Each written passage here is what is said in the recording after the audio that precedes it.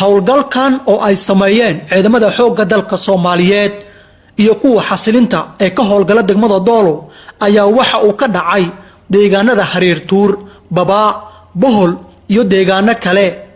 Dagaalkan ayaa yimid kadib markii maleeshiyada Al-Shabaab ay deegaanadaasi ka bilaabeen in ay xoolo baad ah ay ka qaadaan dadka xoolo dhaqatada ee halkaasi degan.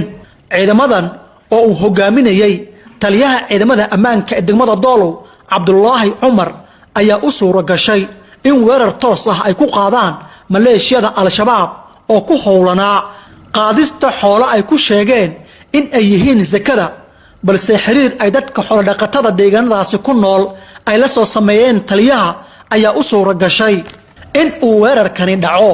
maleeshiyada kooxda Al-Shabaab oo caadaysatay dhaca hantida ummadda Soomaaliyeed ayaa isaga cararay goobahani. taliyaha ciidamada ammaanka ee degmada Doolow Cabdullaahi Cumar oo hogaaminayay howlgalkan ayaa sheegay in ay jabiyeen kooxda Al-Shabaab ayna ka carareen deegaanada ay dadka ku dhibaateynayeen, dhankoodana uusan dagaalkan wax khasaaraha uusan ka soo gaarin.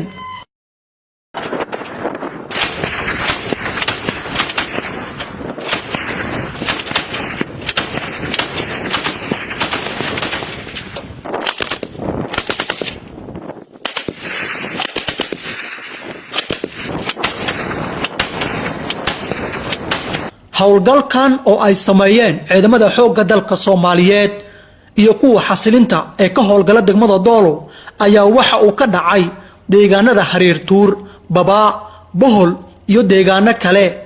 dagaalkan ayaa yimid kadib markii maleeshiyada Al-Shabaab ay deegaanadaasi ka bilaabeen in ay xoolo baad ah ay ka qaadaan dadka xoolo dhaqatada ee halkaasi degan.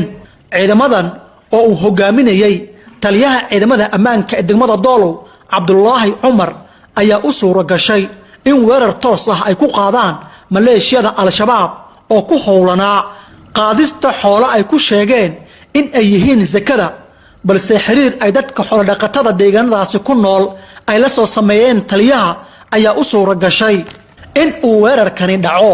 maleeshiyada kooxda Al-Shabaab oo caadaysatay dhaca hantida ummadda Soomaaliyeed ayaa isaga cararay goobahani.